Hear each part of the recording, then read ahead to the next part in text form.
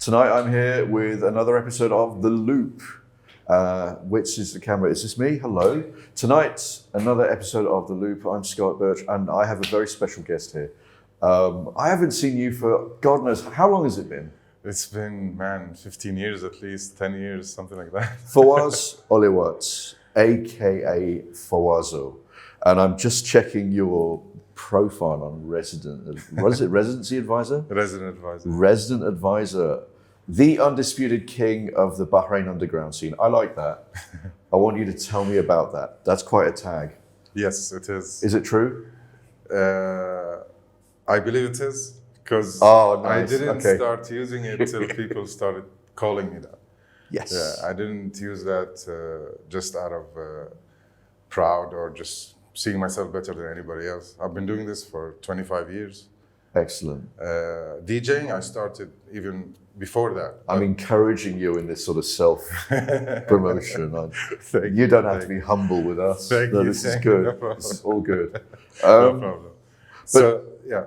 No, you can go ahead. I don't mean to interrupt. So I started 25 years ago. I was playing commercial, hard house, trance. It was the beginning of underground days here. Yeah. And then I started playing techno. I stopped all of that. Is that when I met you, or was it during commercial days? I mean, no, you met it was me at a few Liquid, years after. the nightclub, remember? Yeah, Liquid. You met me when I was, I think, 24. Okay. Yeah, I started DJing when I was 16. Yes. I started playing techno when I was 19. Right, so you were deep into techno then? Yeah, I was the only one. And you're playing techno now? I still play the same music. It's been techno all this time. All this time. Just so I can catch up, because it's been a long time for me. I don't go out as much, anywhere near as much as I used to. Techno, what is it now? Tell me, how has the genre changed, and what's your place? It's changed so much, man. As a techno DJ? So much. I mean, when I started, it was not even techno, it was underground music. Because all the DJs used to play everything. I used to play everything, house, techno, deep house, everything. But all these namings and genres were not there. None of this was there. It was just house, techno, underground music. That was it. And for me to say I'm a techno DJ, I used to play hard. It was the faster, harder stuff. Yeah. It was the stuff that what Jeff Mills, Carl Cox, Richie Houghton was playing at that time. It was that kind of music. So I was kind of the only person doing that. I remember the first few gigs I played, the people run away from the dance floor. They're like, what is going on? What is this? I mean, what kind of BPM were we talking about? I used to finish at 138, yani. I used to start at 130. I mean, that's not so scary, that's not so fast. Yeah, but for in the year 2000, nobody knew. Did it frighten people? Yes. It frightened people. It scared but people. at the same time, it's like they're afraid, but they want to dance because it's all about dancing. It's all about good vibes, you know. So at the end, people will dance, but they're afraid of what's going. They don't know what's going on. I even played publicly. I played Bahrain College, 2001. Unheard of that they had a carnival there, and me and Salah, if you remember Salah, we played there. And I played vinyl, full set of techno. And people were dancing, students, teachers, people. Salah was the Liquid resident, wasn't he, at one stage? No, is that the Salah we're talking about? Salah Sadiq, yeah. Yeah, Salah Sadiq. Yeah. But we did a lot of events there. He pretty much had the We're Thursday. weekly there, yeah. We used to play a lot there. This is, I mean, Liquid was the place that I became a DJ. Seriously. Right. A professional DJ that plays gigs and, you know, there I formed my craft, as they say. Well, I was one of their more frequent customers. That's why I became a mad dancer. That's where we met. That's where I became an unself-conscious dancer, because I didn't have this stomach in my way. And but also I think they were a great breeding ground because of the acts that Kareem Leone would bring in. Yes. He brought in the experimental guys. He brought in the guys who were developing house, who would play techno, who would play these genres that people didn't know about or were scared of. He did that. People like King Britt and like Jim Masters. I gotta give credit to Kareem. At that time, we should. It was very ballsy to do that because we were the only club in the region, I'd say to you know, that was playing underground music. Yes. That wasn't playing commercial music. Dubai wasn't doing it. Nobody. Not to my knowledge. Nobody. Dubai started later after that. But it's funny because I'd go and visit friends in Dubai, say, I don't know, 2003, 2004, They were very proud of themselves. Oh, I'm here. Because Dubai has everything. Yes. But then, sort of 2006, 2007, after Liquid's peak, Yeah. and they had photos of them in Liquid on the wall. You know, the kind of people who put photos up on the wall or on their desks, and it was them and their friends at Liquid, and they still remembered, oh, those were the best times. It was And amazing. I thought time. that's when I knew what Kareem had done, what we were doing there, because I used to mix the house band every Monday. Yes. I was engineering for Yes. them. What we did, pushing music into Bahrain, it had validity. Yes, yes. And we were a lot of local DJs. It was like 12 of us. We all played vinyl, but we all played different types of underground music. Yeah. So we had a big variety of styles and speeds and genres. So it was an open ground for all these DJs to come in. And at that time, I was one of the youngest DJs there. Everybody was like 5 years older than me. Yeah. And I still had to close because I used to play the hardest. Nobody could match that. All my life, yeah, that's my case. Well, good for you. Yeah. But when did you start playing outside of Bahrain? When did you, when and how, as much as you're prepared to tell me, did you start playing abroad in other countries? What did it? First international gig was 2007. Okay. I played Amsterdam in Queen's Day, and it was one of the DJs that we booked here. We became close friends, and he knew I was coming, and he's like, I have you a gig, and I was like, okay, sure. It was my first international gig, and he said, you're playing Queen's Day, and I was like, what? He's like, yeah, I play Queen's Day. I ended up playing for like 1,000 people in an open square. Yeah. Did you hear that? This is reminder number 99. Your network is your net worth, people. Okay. Yeah, that's... And that started it. How old were you then, playing to 1,000 people? I was 26 years old. Wow. Yeah. Not bad at all. Yeah. Okay, but I never had, I was never anxious or nervous behind the decks ever, all my life. Because I started at 16. Was it dark? You couldn't see them? No, it's just, because even when I was 11 years old, family parties, anything, I was the DJ. Before I even knew what DJ is. I used to mix tapes. I put a tape, prepare a song, play it, then put the other tape, rewind it, and play it. That was my job all of my life. In the blood. It was there. It was there. there. Good. And even mixing, I learned mixing in like 2 tracks. It was tick, and I got it. It was just there. You know? Where else have you played? I played Germany, Amsterdam. I played a lot actually. I played at least 12 gigs in Amsterdam, differently. Okay. I played. They have a very big night there called Techno Tuesday. Yeah. It won the best night in the last 6-7 years, I think. And I played for Techno Tuesday 3 times. I used to always play vinyl only when I play for them. I played Germany. I played India. Recently, I played Lebanon, also Saudi. Lebanon is party city. Oh, Lebanon was nice, man. Lebanon was really nice. Tell us about Lebanon. And it's a different experience, you know, because it was my first time. I didn't know what to expect. But I've always known that Lebanon was a party place, you know. Yeah. I've heard it from all the DJs. Uh-huh. And when you get there, you feel it. It's different. It was like playing in Europe, you know. Where was it exactly? I played Ballroom Blitz. It was in February. Yeah. And it's a big club, and they have 3 rooms in that club. Yeah. So I played one of the small rooms, and it's called the Golden Room. Okay. The sound, of course, was spectacular. Yeah. The speakers were in the walls and in the ceiling and behind you and in the booth. So the sound was, I heard stuff I have never heard in my tracks before. That's what I miss about Liquid, the sound system. Yes, that's... I remember Kareem, basically I walked in one day into that room, it was a concrete shell. And then one day the speakers turned up. And I looked at Kareem and I said, really? They were just, man. Was it RCF? I can't remember, but they sounded amazing. He was so right to do that. Every international DJ that played there was like, this is the best setup I've played in my life. And that's what they're doing. Because we had Rain rotary mixer and we had vinyl. CDJs were thrown on the top, nobody uses them. Because we all played vinyl. It was all vinyl days. And the sound, because you're playing vinyl also, the sound is very deep and hard, you know. So my nights when I used to play techno, I feel the bass everywhere in the booth. So you're a vinyl over digital man?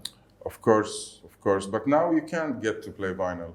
Because nobody This is a long debate. people. Nobody Let's has not the get too far equipment. into it. Nobody's willing to rent it out.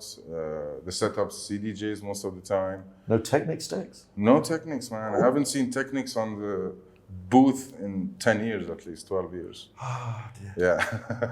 That's It's sad. It's sad. But it's technology. It's how things move now, you know. People, even the new DJs, they don't want to sit for years to hone this craft. Vinyl is, you're not going to do it like this. You're going to take years to perfect it because every little mistake is heard and, you know, you have to be really sharp and on it all the time. It's not like CDJs. You're going to put the BPM and it's going to go forever. No. Vinyl, you have to keep fixing it all the time and hearing it. It's organic, it's alive. And listening, I mean, you have to remove the vinyl and put the other one and listen to it and remove that. That's how you go through tracks, you know. You can't prepare every single track you're going to play. So it is a lot of work and it's heavy. I used to carry 40 kilos with me every gig because 50 vinyls, that's 40 kilos. Yeah. So it's a lot of work. But it's an art that nobody is learning now. Okay? I mean, I see it even when I play in Amsterdam. These nights I play vinyl, I'm the only DJ on the lineup playing vinyl. All the other DJs are playing CDs. I mean, in countries where there are record stores and they can buy all the stuff, you know. For us here, it's hard to get and it's expensive. For them there, it's available. So, but it's time moving and technology and the new generation. They don't have the patience we had, you know. So the vinyl flag has been planted by Fawazo. Always. All right. Good. If I ever get the chance, I will play vinyl. Always. Okay. Middle Beast also, I played vinyl. You did? Yeah. Okay. So I played the last you're 3 keeping tracks. it alive against all the odds then? Yes. Did anybody else? I think Sven Beith always plays vinyl. Okay. And Delamar, who's a Bahraini also artist, he plays vinyl. What's his name again? Delamar. Dailomar. Yeah. I'll look out for this. It was a duo, but then now he's alone. And he plays also internationally. I think he's living in Portugal now. Before we talk about Middle Beast, that's a big conversation. You used the term underground. I don't know. I remember when I wanted to get a certain type of record when I was a teenager, I had to go to the other side of town, where it was quite tricky. It wasn't so safe. There was a rough pub and there was a little record shop there, and that's where I used to get my underground records from the independent labels. And as I play this one, oh, I've got this. It's precious. Is there, in these days of social media and in these days of digital everything, is there still an underground? That's tough. That's tough to say because, I mean, it was underground because there was a few people listening to it. Yeah. How about now? Now you have thousands and hundreds of thousands, and Okay. it's just global now. I mean, Right. but it's not only underground music. Okay. All genres of music have become bigger because there's more people listening to it because it's accessible everywhere. Yeah. So this is happening to all genres of music, not only underground. Yeah. But I think why we still call it underground and we keep insisting on saying that word is because the music we play is not radio music. It's Yes. not music you're going to see on TV. It's not going to be heard other than a club or a party. I was going to come to that. You Yeah. made me think of this because, yeah, you're absolutely right. The radio, I'm on radio, and the radio playlist is smaller than it was. Yeah. It's very much shrinking, and it's just focusing on the most successful, the biggest songs. Yeah. So yeah, So there is I guess there's going to be an underground again. So there is even underground pop music. It's underground, but it's called pop music. It doesn't reach big radio. Exactly. It's not, and even Capital the artists. B, big, capital R radio. Yes, yes. Okay. Even the artists now, a lot of them, it's not like before. You used to, if you're commercially thinking about music, you're thinking about fame and money and all of that. Now it's not that. It's people liking this genre and producing it just because they love it, not because they want to be famous. This is where it's becoming different now, you know, because these people are making and releasing their own music on Bandcamp or any of these websites, you know. They don't care about labels, they don't care about parties.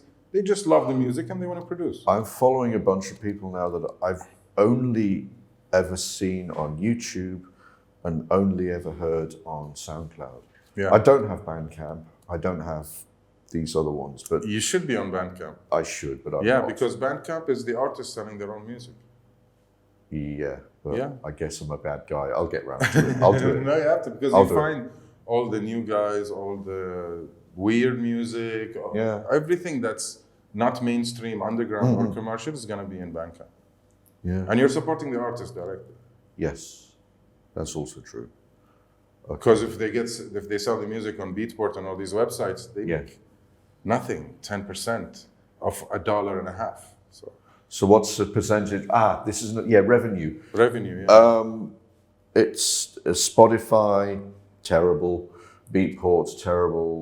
Tidal, little bit better, but still terrible. Is Bandcamp where the producer actually gets some money, actually makes something?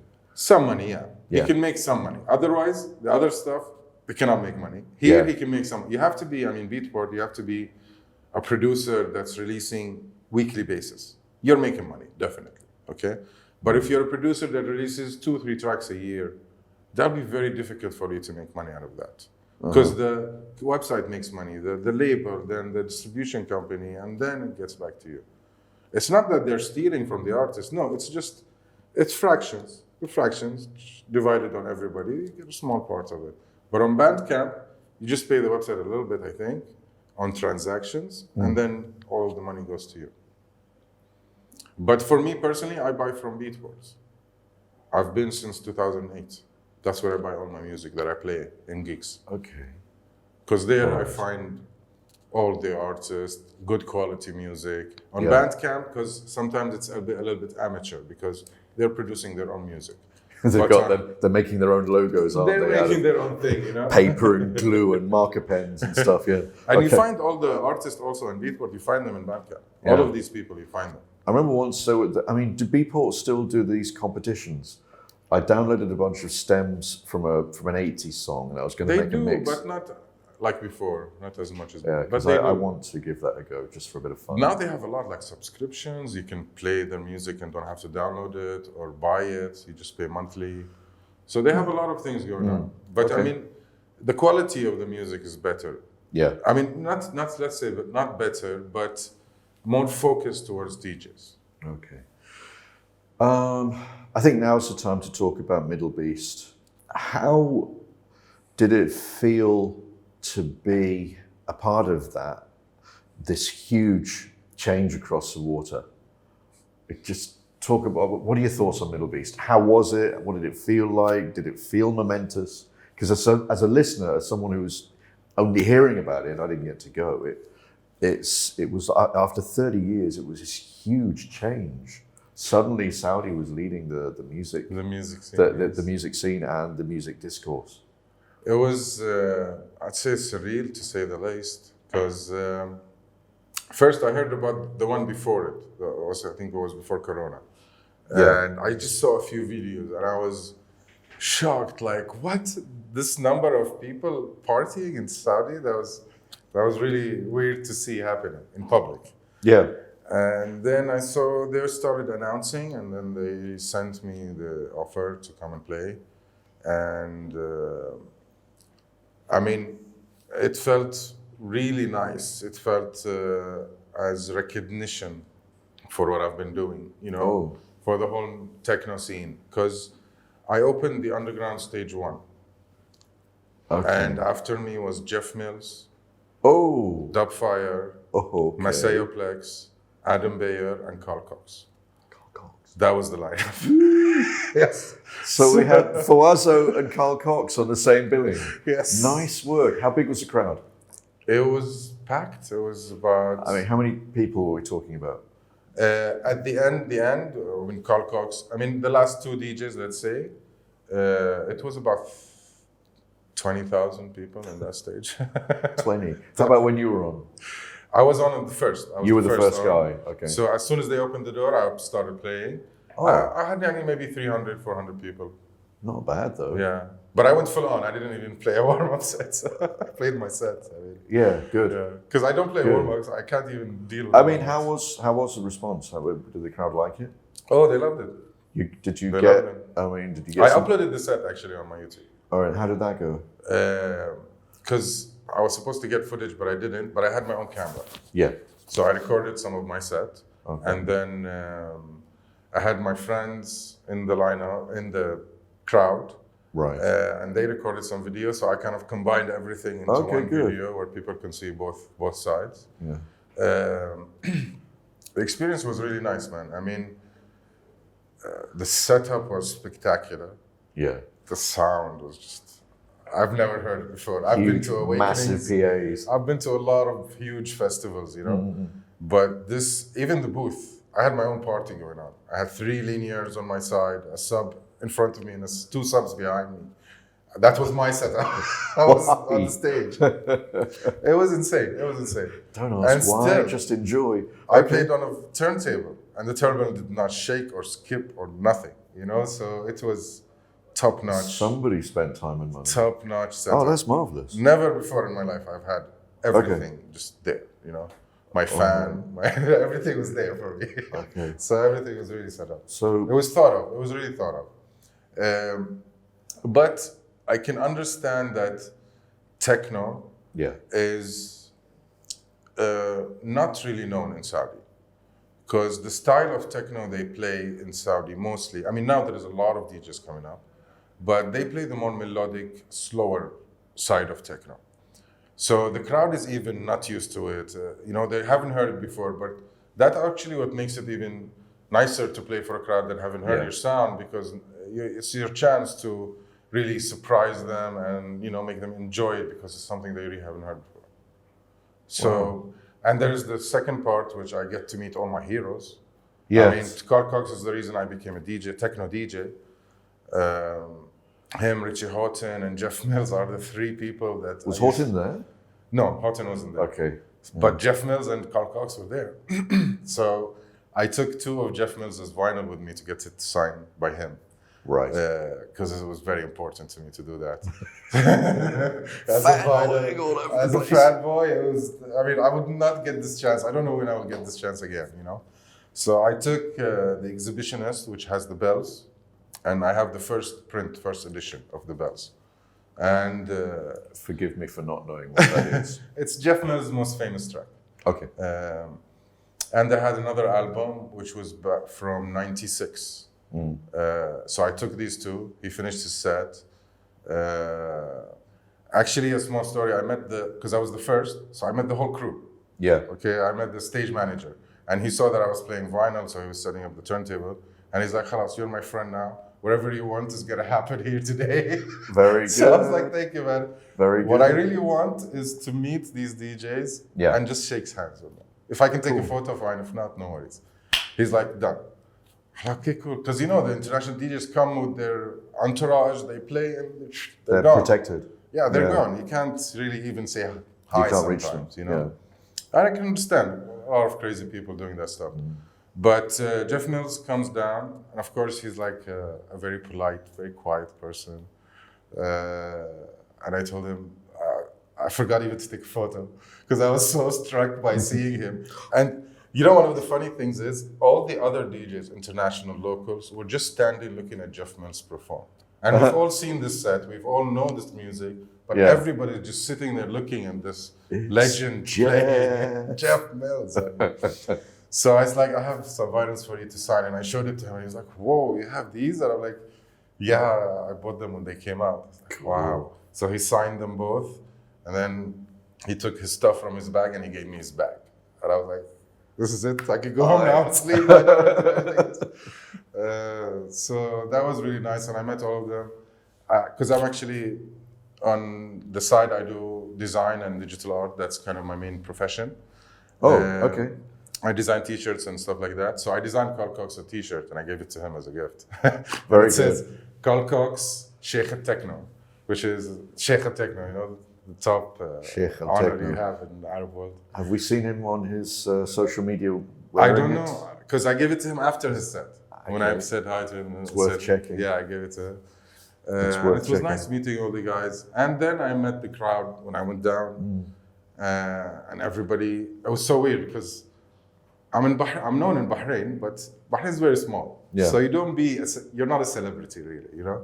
But over there, I had crowds taking photos with me, people I don't know, just groups of people taking photos with me. So it was nice. It was a nice experience. But people, I've noticed this about Bahrain is they can get big exposure and a big boost to the rep outside of town. I mean, you've got Majid Jordan and you've got such people. They go outside and then they get big. Yes. So, you know, that happens to a lot of people. That's a sort of well-known thing, I think. Okay, so it's quite something to meet the heroes, isn't it? Yes, Yeah. it is. It's different when you meet the people you like. Okay. Some of them I wasn't very excited, but some of them it was a really nice encounter. I mean, Dubfire, I had like an hour conversation with him. Oh, great. Yeah, I was talking to him and everything. We talked about music, his career, gave me advice. It was priceless. Very good. Yeah. All right, let's talk about. I'm just seeing what comes up now. Something bad, a challenge. When was there something bad that happened, or was there something challenging to you? You know, we've talked about the best parts of techno, being a techno DJ. What's the worst like? What are the lows like? Well, there was a very low point in my DJ career. At around after Liquid was closed, we were kind of lost. I didn't have a place. I didn't have a venue to play in, and a lot of the DJs. We were only like there was a lot of expats, but we were like 4 Bahrainis. Yeah. But everybody started leaving the country, moving to other countries. Yeah. I had family, and then I got married and divorced. Oh. And then I lost a daughter. Yeah, How? I had my daughter. They were twins, and one of them didn't make it. So all of this stuff kind of piled up, and it made me really not. I didn't. It was the first time in my life that I didn't play for 2-3 years in a row. You ask these questions, but the real drama can come in the answers. You know, that's quite a. Yeah, of course. That's a tough time. It was a very low point, man. I was really close to quitting. Whew.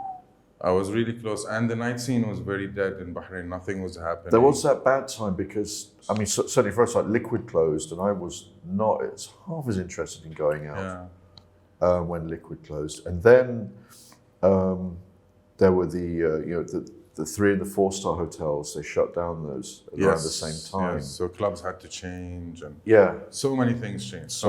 That shrank the scene. That shrank the scene a lot. Yeah. I mean. But I'm terribly sorry to hear about your personal losses. Yeah, I had no idea. I'm so sorry. It's all right, man. It's all right. Thank you. So I reached that level, and I mean, the week I thought of that, at the end of the week, a friend who became a friend of mine, Ali Bakhtiar, came and said, "Do you want to play?" And it was kind of a sign for me that, what are you thinking? You want to stop after everything you've been through?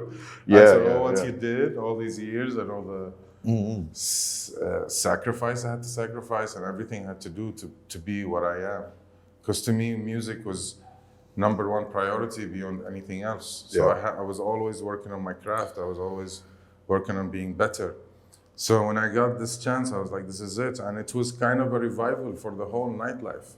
Because me and him did Technologic, and Technologic had a very positive, happy party vibe, and it was kind of brought everybody together. Good.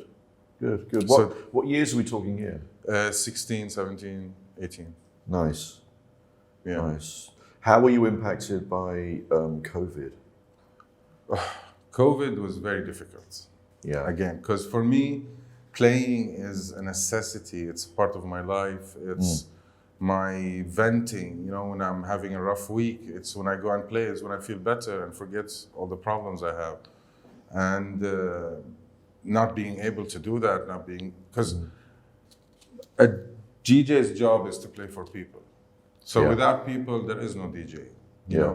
So I can come and record sets in the office and do all of that, but it's not gonna have the same vibe. It's not gonna have the same power because I feed off the people. I'm always playing for the people. I play the music I like and appreciate, but I play it for them. I want Did them you to do be any happy. of that remote performing? Any of that's like Zoomed or I did. sessioning? I Yeah. did. I played for Uber House. Okay. They had kind of a charity event to support the nightlife in Lebanon. And they had a 3 days broadcast, 6 rooms, DJs from around the world. Who organised that? Who's Uber themselves? House. Uber House themselves. Okay. Yeah. And I closed one. No, it was me and then another DJ. And I was representing Bahrain, yani. And this was a really nice experience. The video has like 10,000 views, something like that. Nice. So it was good exposure for me also to be seen around this. Okay. This was before I went and played. Yeah. This was COVID. So one of the people that saw me there, and that's why they booked me. That's how you got booked for Middle East? No, for Lebanon. For Lebanon. For Lebanon. Sorry, Yeah. I lost you there. That was that was how they heard me the first So time. the Uber House remote session was the one that got you the Lebanon gig. Okay, great. Yeah. Yeah, so it was good. You managed. Yeah, A lot it of was people good. didn't. We did a few. I did a few from my studio, but it doesn't feel the same. No. It doesn't feel. No matter how much fancy you want to make it, it doesn't feel the same. No. So you gotta treat it like how it is. It's for you playing music, a set, 1 hour or something like that, you know. But I did a few of those, so it was alright. But now actually, I feel people have PTSD from Corona. People have had enough. People want to go out. I went out last night and I see a lot of people that just liked how it is and just stayed home and don't want to go out. Yeah. Okay. People are still a bit hesitant to go out. And okay, I thought that about myself for a couple of months, but now, I mean, because I'm right going out before again. Corona, it was active. I was doing my own events every 2 months. Event, you know, everything was active. A lot of people was out. Now it's not the same. There's few parties here and there. You know. Okay, maybe it's just people they got used to the way they live. They got used to. I know. One thing about Bahrain was I isolated because certainly for the first few months I didn't know what COVID was like. I didn't know how it was going to be. But one thing you could do in Bahrain was go out in your car and drive, and a lot of us were driving and listening to our favorite music in the car. Yes, because that was the only way you could safely leave the house. This new COVID thing was out to get us, so we hid in our cars. You know, there was a lot of us doing that. But anyway, enough of those times. Enough of COVID. Enough of horrible things. What are your plans for the future? What's coming up for Fawazo, the king of Bahrain's underground? I feel I'm just getting started now. Ooh, because okay, I've done all the practice I can ever do in my life in Bahrain. Okay. And now it's time to play with the big boys. Oh, so that's fighting words, people. What's it going to be? Who's going to see you I'm heading first? to Berlin in April. Oh, yes. I'm going to be playing there. I'm going to be staying for a few months. Few months? Yes. Oh. I'm going to be touring Germany. I'm going to be going to Italy. Touring? Yeah. So I'm wow, going to be playing big. You weren't joking. Yeah, I'm not joking. I'm not joking. Damn. My words are always precise. Okay. I'm going to Saudi again, hopefully, Jeddah, Riyadh. Nice. I'm actually focusing a lot on the Middle East this year. Okay. I have it as a bucket list that I want to play everywhere there is techno in the Middle East. So this is kind of my mission now. I want to go everywhere, Tunis, Morocco, anywhere there is techno, I want to go and play. Because I think by now I am a very good ambassador for techno. The way I play, what I play is very different from everybody else. So if somebody wants to listen to techno and experience it, I mean, I'm the man for that, you know. I don't say these words out of pride. I say these words out of experience. I know what effect I have on people. A long, hard school. A long, hard school. You know, I've been there since the hard days where it was nothing, you know. Okay. And it's, I've always, there's a lot of DJs that come up to me with advice because they want to start. And I have the certain words to say to everybody. I tell them all the same thing. My first question is, what type of DJ are you? Are you a music DJ or a spotlight DJ? You have to make this choice. No bad choice here. It's just you have to make this choice. Explain that for the viewers. A music DJ is somebody who plays for passion, for music, for people. Okay? A spotlight DJ is a DJ that wants theatrics, that wants a show, that wants to be the center of attention for that show. Most DJs don't want that spotlight. Tomorrowland. They want to hide in the dark and play their music, you know?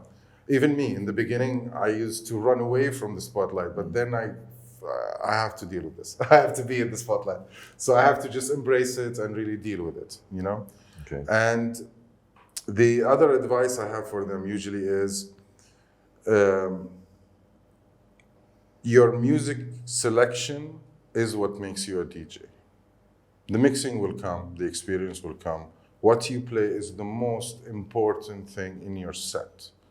There's nothing more important than that. Your tracks have to be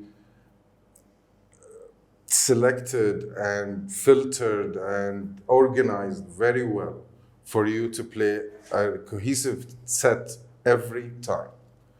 That's a problem you see in beginner DJs. Every set is going to be different. Every set has different quality. Sometimes it's good, sometimes it's bad. It's not a good experience for the people. Especially in Bahrain. No chances here, man. You screw up twice, people are not going to come and listen to you. The word gets round. No one has know. time. People work hard. They come to spend money and have a good time. Yeah. You don't want to spoil their night.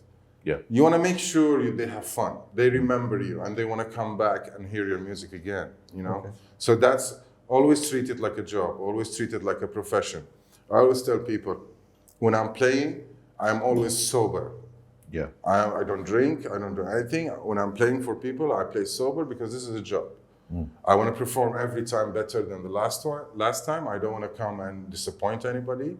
That's not what I do. That's how I think I've got this title, because every time I make sure I'm playing the best music I can play. Okay. Even if there is 20 people or there's 2,000 people. Okay. So plans.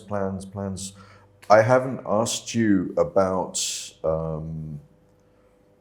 the music you make yourself. Yes. Because you do, don't you? You're a producer as well as a DJ. You're a composer, producer. Yes, I do that. Yes. And that's been such a rough road, man. Because I had to self-learn everything. I had to self-learn the app. I mean, I've been dabbling with it since 2010. Okay. But because I have to learn everything, music theory, I've never played an instrument before in my life. So it took me a very long time. I feel just recently, also, this is one of the good things in Corona, that I had me and the computer, there was nothing else to do. So I just worked double time on my production. Okay. And just, I already have like about 4 tracks released with other labels. A Dutch label, a Norwegian label, and a Spanish label.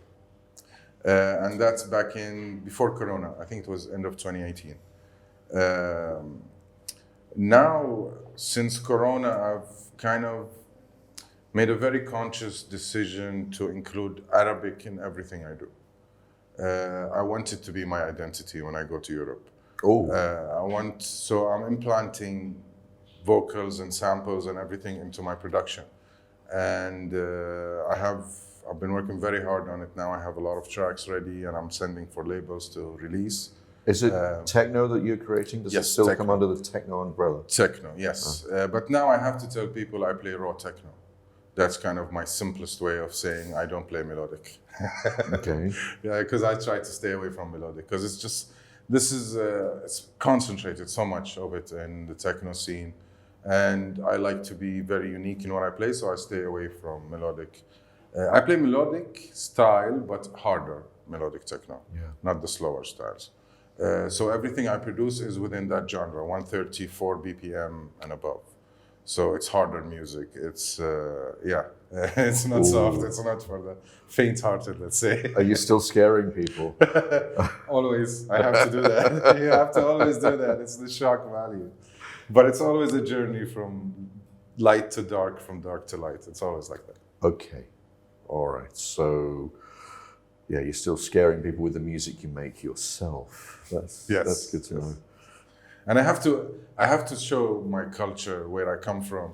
I think if you're gonna see a pool of hundreds of thousands of techno DJs, how can you differentiate You yourself? have to distinguish yourself. Yeah, yes. you have to do something different. I mean, okay, the music I play is different also, but still the sound I play, even when I play other people's tracks, I look for the authentic, ethnic stuff. I look for the Asian stuff. I want that sound to be, I want them to think, okay, this is not a European or American guy playing it. He's from somewhere else, at least, you know? So they know I'm different than everybody else here. Right. Are there any other genres that interest you? Yes.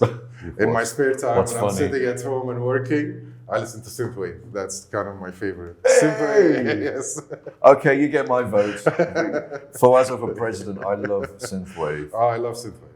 I Who's love your synthwave because I favorite? love a lot of sci-fi movies. I grew up on that Yeah. stuff, and this is my favorite genre of film.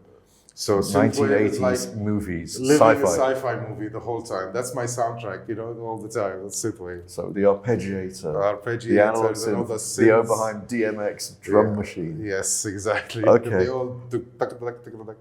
the congas, you know, they all No, I do- love this stuff. Yeah. I listen to this. Who are your favorite synthwave artists? That's a tough question, man. I have so many because Okay. I put the playlist on, it just plays, and I'm working away Yeah. on the computer, you know. It's quite faceless, isn't it? As a genre? Yeah, it's different because in techno I have to memorize the guys and the labels and all of that. So when I come to listen to music on my normal time, I just want it to play. I don't want to listen. I don't want to know who's playing, what the label was. What? No Just Excel makes me happy. spreadsheet? No, because now the algorithms and all keep you in that place. Yeah. You're not going to be lost, you know? Even Spotify and all these, they'll keep you in that place. So whatever comes, it's the stuff I like. Okay.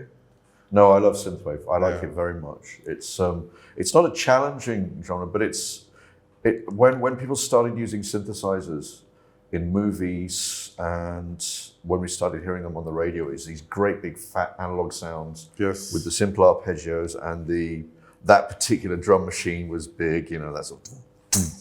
I don't blame The Weeknd at all for stealing it. I understand why he did that. Yeah, yeah. It's fine. Especially Terminator. I mean, Terminator affected a lot of people. And Yeah. they don't understand that synthwave, they were hearing synthwave in that movie. People were raised on it. Yeah, It's been around a lot forever. of the generations of that, Yeah. that generation loves synthwave. Yes. For us, it has been a good long conversation. Same here, man. Same here. Thank you for having me. After all this time, I get to see you Yes. again, but this time I get to talk to you properly. Yes, yes. In a Get place, to know everything that you didn't see in the last in years. a place that we can hear each other speaking. Yes. Definitely. We can So, for us, it's been a pleasure. thank you, man. Thanks for having me. And you're going to be playing a set Yes. right now, is that? Or Yes, very yes. shortly? Yeah, now. Anyway, An hour this set. evening, Yes, so I'll be this here for it. Yes, yes. You'll enjoy. You'll enjoy Great the stuff.